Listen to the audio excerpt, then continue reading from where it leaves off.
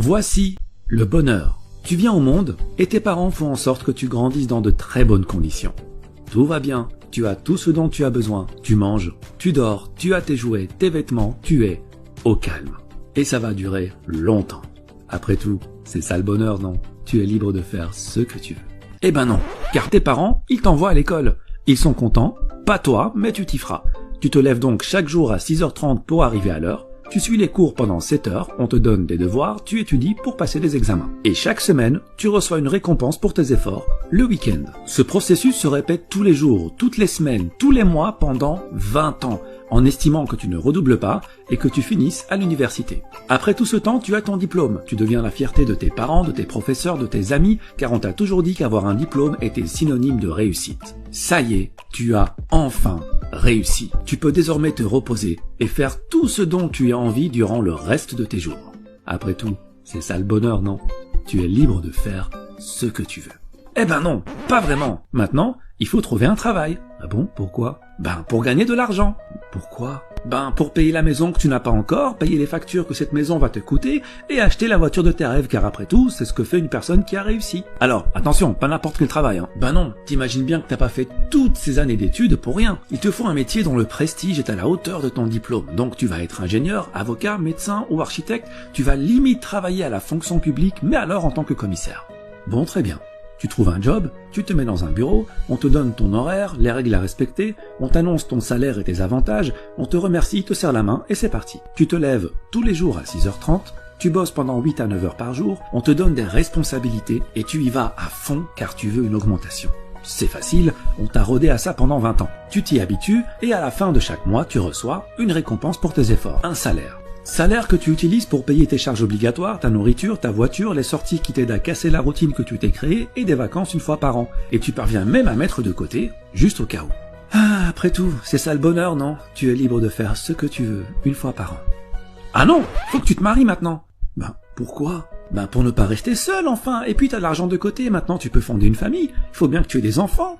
Des enfants? Pourquoi?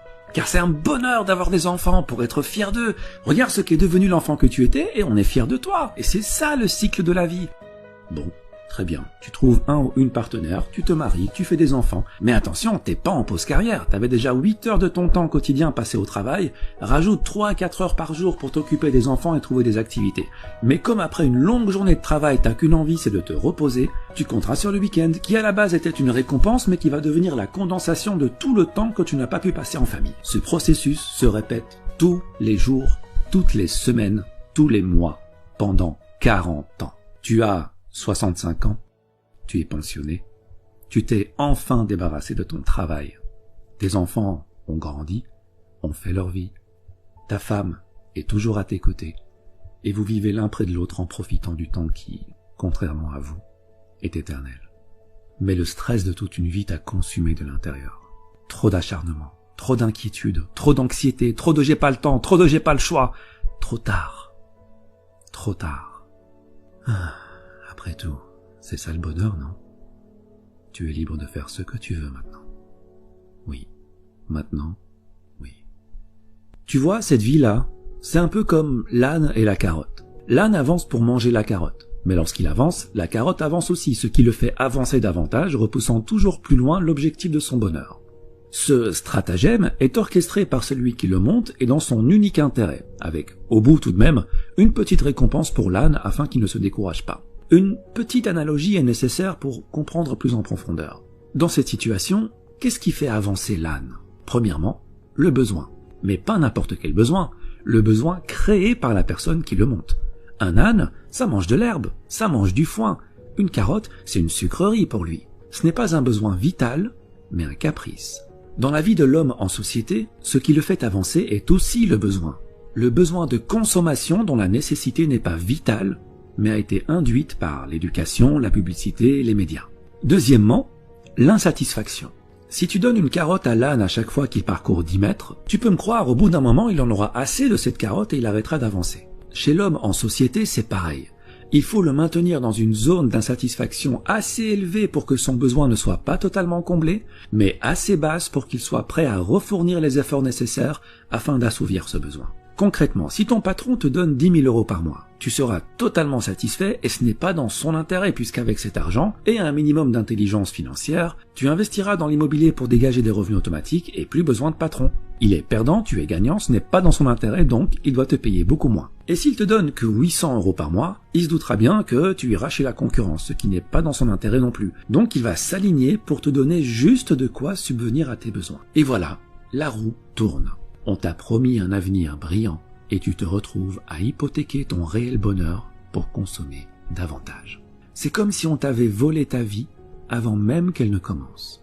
80% des gens sont coincés dans ce cercle. Et je dis coincés car la plupart n'aiment pas leur vie, n'aiment pas leur quotidien. Ils le trouvent malsain, mais ils disent « Ouais mais bon, si tout le monde fait comme ça, c'est que ça fonctionne, c'est que c'est la bonne manière de faire. » Ah ben oui, si tu lis les livres que tout le monde lit, tu ne pourras que penser comme tout le monde. Écoute, c'est normal que tout le monde fasse comme ça puisque tout le monde va à la même école. Celle où clairement le bonheur et l'épanouissement personnel ne font pas partie du programme. Celle où on ne t'apprend pas à être autre chose qu'un âne qui troque sa paix et sa santé pour une carotte. Mais que veux-tu? L'homme préfère en général un monde connu et malsain plutôt qu'un monde sain mais inconnu. Bon d'accord, mais alors, que faire? Eh bien le plus important, c'est d'être satisfait. Pas forcément de ce qu'on a, mais de ce qu'on est. Et je ferai une vidéo sur l'importance de l'être par rapport à l'avoir. En gros, si tu fais partie de ces 20% de gens qui sont heureux dans leur métro, boulot, dodo et qui, pour rien au monde, ne changeraient leurs habitudes, c'est bingo, tu as compris la vie et je souhaite de tout cœur que le bonheur que tu ressens se perpétue. Par contre, si tu fais partie des 80% de personnes qui ont cette routine malsaine mais confortable alors qu'elle ne va pas dans l'intérêt de leur bonheur personnel, pose-toi la question. Qu'est-ce qui te rendrait vraiment heureux? Quitter ton job? Devenir ton propre patron?